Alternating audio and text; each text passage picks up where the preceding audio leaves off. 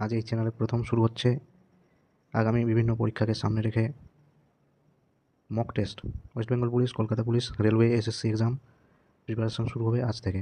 আজ তার first day, practice set 1। Practice করবো আমরা পলিটি থেকে। তো বেশি কথা না বলে চলো শুরু করা যাক। প্রথম প্রশ্ন দেখে নেব পলিটি থেকে। রাষ্ট্রবিজ্ঞান থেকে ফার্স্ট প্রশ্ন হচ্ছে, রাষ্ট্র শব্দটি প্রথমবার ব্যবহার করেন কে? Option A Aristotle, option B Rousseau, option C Montesquieu, option D Voltaire. প্রথম রাষ্ট্র শব্দটি কে ব্যবহার করেছিলেন? প্রথম রাষ্ট্র শব্দটি ব্যবহার করেছিলেন অপশন এ অ্যারিস্টটল। অ্যারিস্টটলকে রাষ্ট্রবিজ্ঞানের জনকও বলা হয়। চলে যাব নেক্সট কোশ্চেন। প্রশ্ন নম্বর 2, ভারতের সংবিধানে মোট কয়টি অধ্যায় রয়েছে? অপশন এ 20টি, অপশন এ 21টি, অপশন এ 20টি, অপশন বি 22টি, অপশন সি 23টি, অপশন ডি 24টি। এর সঠিক উত্তর হবে অপশন বি, 22টি অংশ রয়েছে। সংবিধানে 22টি অংশ রয়েছে এবং অনুচ্ছেদের সংখ্যা রয়েছে 395টি। মূল সংবিধানে, অবশ্যই এটা মূল সংবিধানে। চলে যাব নেক্সট প্রশ্ন। প্রশ্ন নম্বর 3, ভারতের সংবিধানে মৌলিক অধিকারের সংখ্যা কয়টি?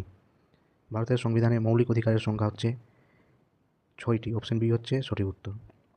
সংবিধানের মূল সংবিধানে যে ছিল সেখানে মৌলিক অধিকারের সংখ্যা ছিল 7টি, কিন্তু পরবর্তীতে সংবিধান সংশোধন হওয়ার পরে মৌলিক অধিকারের সংখ্যা হচ্ছে 6টি। পরের স্লাইডে আমাদের ব্যাখ্যা রয়েছে, দেখে নেব ব্যাখ্যা। এখানে সবগুলো মৌলিক অধিকার দিয়ে দেওয়া হয়েছে, একটু দেখে নিও। প্রথমে রয়েছে সাম্যের অধিকার, ফার্স্ট রয়েছে সাম্যের অধিকার, সেকেন্ড রয়েছে স্বাধীনতার অধিকার, শোষণের বিরুদ্ধে অধিকার, ধর্মীয় স্বাধীনতার অধিকার, সংস্কৃতি ও শিক্ষার অধিকার, শাসনতান্ত্রিক ও প্রতিবিধানের অধিকার। এই 6 প্রকার অধিকার আমাদের রয়েছে। তাহলে 7 নম্বর অধিকারটা কী ছিল? 7 নম্বর অধিকার এখানে বলা হয়েছে 7টি মৌলিক অধিকার ছিল, কিন্তু 1978 সালের 44তম সংবিধান সংশোধনীর দ্বারা ব্যক্তিগত যে সম্পত্তি রাখার অধিকার সেটিকে বাদ দেওয়া হয়েছে।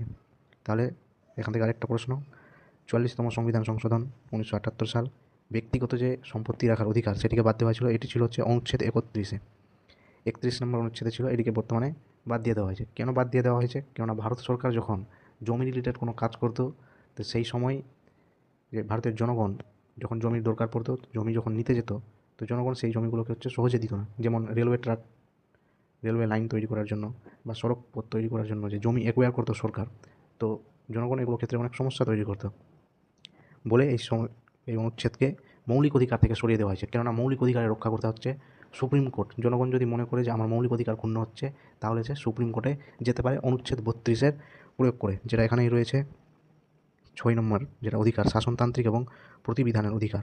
এই যে 32 থেকে 35 এটার প্রয়োগ করে সে অনায়াসে সুপ্রিম কোর্টে একবারে যেতে পারে। তাই জন্য এই অনুচ্ছেদকে বর্তমানে শেষ করে দেওয়া হয়েছে, যেন সরকারের সম্পত্তি রিলেটেড বা জমি রিলেটেড যদি কোনো কাজ থাকে তাহলে সেই জন্য অনায়াসে করতে পারে, এই জন্যই এটা করা হয়েছে। চলে যাব পরবর্তী প্রশ্নে। পরবর্তী প্রশ্ন হচ্ছে, কোন দেশের সংবিধানের অনুকূলে ভারতের সংবিধান প্রস্তাবনাটি রাখা হয়েছে? ভারতের সংবিধানের প্রস্তাবনা নিশ্চয়ই দেখেছ, যেখানে বলা হয়েছে আমরা ভারতের জনগণ ভারতকে একটি সার্বভৌম গণতান্ত্রিক, এই অংশটা কোথা থেকে নেওয়া হয়েছে? এটা হচ্ছে প্রশ্ন। তো এই অংশটা নেওয়া হয়েছে আমেরিকা থেকে, আমেরিকা যুক্তরাষ্ট্র থেকে এই অংশটা নেওয়া হয়েছে। আর এর ভাষাটা নেওয়া হয়েছে অস্ট্রেলিয়া থেকে। এই যে সংবিধানের ভাষাগুলো, এটা নেওয়া হয়েছে অস্ট্রেলিয়া থেকে।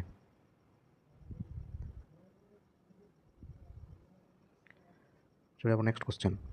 5 নম্বর প্রশ্ন রয়েছে, সংবিধানের সোশ্যালিস্ট এবং সেকুলার যে শব্দ দুটো রয়েছে, এটা কততম সংবিধান সংশোধনীর দ্বারা যুক্ত করা হয়েছে? সোশ্যালিস্ট শব্দটির অর্থ হচ্ছে ধর্মনিরপেক্ষ, এবং সেকুলার শব্দটির অর্থ হচ্ছে সোশ্যালিস্ট শব্দটির অর্থ হচ্ছে সমাজতান্ত্রিক, এবং সেকুলার শব্দটির অর্থ হচ্ছে ধর্মনিরপেক্ষ। মানে ভারত হচ্ছে কোনো দেশের সমর্থন করে না। তো এটা কততম সংবিধান সংশোধনী দ্বারা করা হয়েছে? এটা হচ্ছে 42তম সংবিধান সংশোধনী দ্বারা করা হয়েছে। 42তম সংবিধান সংশোধনী। এটা কবে হয়েছিল? এটা হয়েছিল 1976 সাল। চলে যাবো নেক্সট কোশ্চেন। 6 নম্বর প্রশ্ন বলেছে, সংবিধানে গ্রাম পঞ্চায়েত যে ব্যবস্থাটি রয়েছে সেটি কততম অনুচ্ছেদে রয়েছে? ভেরি ভেরি ইম্পর্টেন্ট কোশ্চেন, গ্রাম পঞ্চায়েত ব্যবস্থা। গ্রাম পঞ্চায়েত ব্যবস্থার কথা বলা হয়েছে সংবিধানে 40 নম্বর। এটা হচ্ছে গান্ধীজির চিন্তাভাবনা থেকে এসছে, গান্ধীজির চিন্তাভাবনা থেকে এই জিনিসটা এসছে সংবিধানে। নেক্সট কোশ্চেন, ভারতীয় লোকসভায় কতজন সদস্য মনোনীত পারে? ভারতীয় লোকসভায় কতজন সদস্য মনোনীত পারে? অবশ্যই মনে রাখবে লোকসভা। ভারতীয় লোকসভায় মোট 2 জন সদস্য রাষ্ট্রপতি মনোনীত করতে পারেন। লোকসভা মানে হচ্ছে লোয়ার হাউস, নিম্নকক্ষ বলা হয়। আর 12 জন মনোনীত করা হয় রাজ্যসভাতে, 12 জন মনোনীত হয় রাজ্যসভাতে, যদিও এই দুটো এখন সমাপ্ত করে দেওয়া হয়েছে। 12 জন মনোনীত হয় রাজ্যসভাতে, কার দ্বারা? রাষ্ট্রপতির দ্বারা। পরবর্তী প্রশ্ন, রাজ্যসভার চেয়ারম্যান কে হন? রাজ্যসভার চেয়ারম্যান কে হন? রাজ্যসভার চেয়ারম্যান এ রাষ্ট্রপতি, বি স্পিকার, সি প্রধানমন্ত্রী, ডি উপরাষ্ট্রপতি। সঠিক উত্তর হচ্ছে উপরাষ্ট্রপতি। রাজ্যসভার চেয়ারম্যান হন উপরাষ্ট্রপতি বা উচ্চকক্ষের। উপরাষ্ট্রপতি নিজের পদাধিকার বলে রাজ্যসভার চেয়ারম্যান হন। এখানে ইন ডিটেল কিছু দেওয়া হয়েছে তোমাদের জন্য, যে বর্তমান উপরাষ্ট্রপতি হচ্ছেন জগদীপ ধনখড় মহাশয়, প্রত্যেকেই জানো। প্রথম উপরাষ্ট্রপতি ছিলেন হচ্ছে ডক্টর সর্বপল্লী রাধাকৃষ্ণন, 1952 থেকে 57, এবং দ্বিতীয়বার 57 থেকে 62, পরপর দুবার ছিলেন। প্রথম রাষ্ট্রপতি হচ্ছে ডক্টর রাজেন্দ্র প্রসাদ, প্রথম মহিলা রাষ্ট্রপতি হচ্ছে প্রতিভা পাটিল, প্রথম বাঙালি রাষ্ট্রপতি হচ্ছে প্রণব মুখোপাধ্যায়, ডক্টর প্রণব মুখোপাধ্যায়, প্রথম শিক্ষামন্ত্রী হচ্ছে আব্দুল কালাম আজাদ, প্রথম মহিলা প্রধানমন্ত্রী হচ্ছে ইন্দিরা গান্ধীজি, প্রথম প্রধানমন্ত্রী হচ্ছে জওহরলাল নেহরুজি। নেক্সট কোশ্চেন, 9 নম্বর, ভারতের সংবিধানের প্রস্তাবনা কার দ্বারা রচিত হয়েছে? ভারতের সংবিধানের প্রস্তাবনা কার দ্বারা রচিত হয়েছে? ভারতের সংবিধানের প্রস্তাবনাটি রচনা করেছেন হচ্ছে আমাদের জওহরলাল নেহরুজি। প্রস্তাবনা রচনা করেছেন জওহরলাল নেহরুজি। এবং একটু আগেই আমরা জানলাম যে প্রস্তাবনা যেটা নেওয়া হয়েছে কোথা থেকে নেওয়া হয়েছে?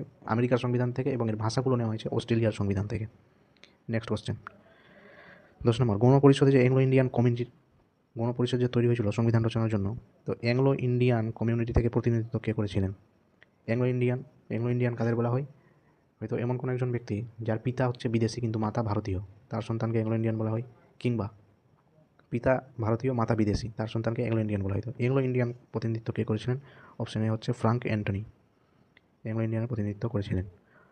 প্রশ্ন নম্বর 11, সংবিধানের কত নম্বর অনুচ্ছেদে বলা হয়েছে অস্পৃশ্যতা দূরীকরণ? অস্পৃশ্যতা ভারতের একটা শুরু থেকে অনেক বড় সমস্যা ছিল, তো এটাকে শেষ করা অত্যন্ত জরুরি ছিল। এটা কত নম্বর অনুচ্ছেদে বলা হয়েছে? এটা বলা হয়েছে অনুচ্ছেদ 17 নম্বরে বলা হয়েছে অস্পৃশ্যতা, অর্থাৎ ছোঁয়াছুত করা যাবে না, জাতি লিঙ্গ বৈষম্য এগুলো ভেদে ছোঁয়াছুত করা যাবে না, এটা বলা হয়েছে অনুচ্ছেদ 17-তে। নেক্সট কোশ্চেন চলে যাব, ভারতের সংবিধানে কোন তপশিলে রাষ্ট্রপতি উপরাষ্ট্রপতির বেতন বা ভাতার কথা বলা রয়েছে? বেতন ভাতার কথা বলা হয়েছে কততম তপশিলে? আমরা জানি ভারতের তপশিল যে রয়েছে তার সংখ্যা হচ্ছে 12টি। তো প্রথম তপশিলে রয়েছে দেশ, রাজ্য, এই সম্পর্কিত জিনিসগুলো রয়েছে, এবং দ্বিতীয় তপশিলে রয়েছে রাষ্ট্রপতি, উপরাষ্ট্রপতি, আর যে সমস্ত সাংবিধানিক প্রধান যারা রয়েছে তাদের হচ্ছে বেতন ভাতার কথা রয়েছে দ্বিতীয় তপশিলে রয়েছে শপথ, তাদের শপথ গ্রহণ। অষ্টম তপশিলে রয়েছে হচ্ছে 22টি ভাষা। চলে যাবো পরবর্তী প্রশ্নে। নেক্সট কোশ্চেন হচ্ছে, ভারতীয় সংবিধানের কততম ধারায় বার্ষিক আর্থিক প্রতিবেদনের কথা বলা হয়েছে? মানে বাজেট পেশে কত ধারায় বলা হয়েছে? এটা হচ্ছে অপশন বি 112 নম্বর ধারায়। অপশন এ হচ্ছে জয়েন্ট সেশন। নেক্সট কোশ্চেন, স্বাধীন ভারতে কে প্রথম কেন্দ্রীয় বাজেট উপস্থাপন করেছিলেন? ভেরি ভেরি ইম্পর্টেন্ট প্রশ্ন। স্বাধীন ভারতে প্রথম কেন্দ্রীয় বাজেট স্থাপন করেছিলেন, মানে প্রেজেন্ট করেছিলেন, যে তিনি হচ্ছে অপশন ডি আর কে সম্মুখন চেট্টি স্বাধীন ভারতে প্রথম কেন্দ্রীয় বাজেট পেশ করেছিলেন।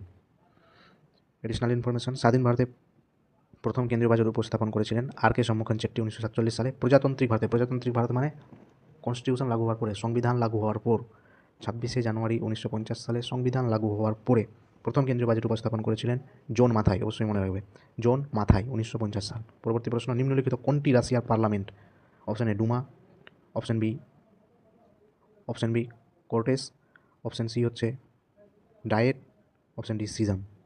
এর সঠিক উত্তর হচ্ছে অপশন এ ডুমা।